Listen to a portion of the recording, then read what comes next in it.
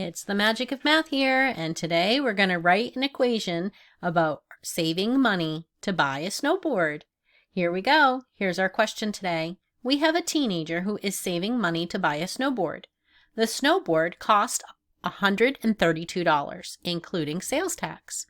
The teenager has already saved $23.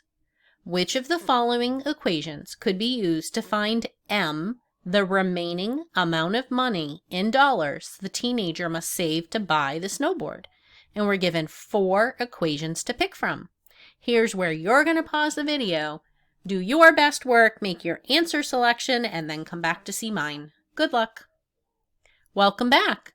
Once again, we're looking at these 4 equations and we're identifying which one can be used to find M, and we're going to talk about the money saved, and then we're going to add the money needed to equal the cost of the snowboard.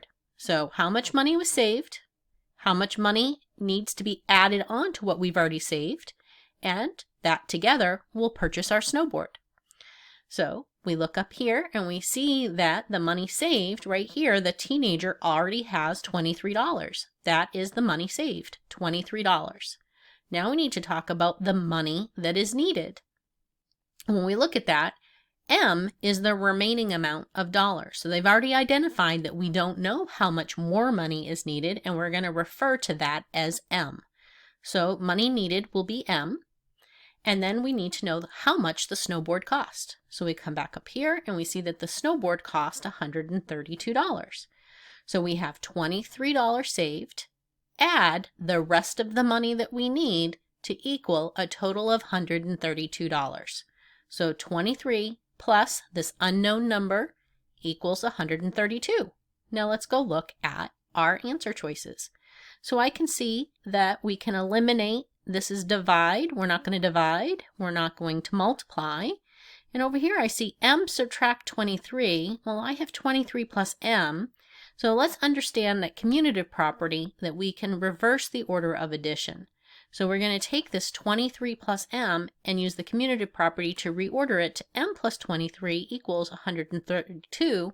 And that is our answer choice D.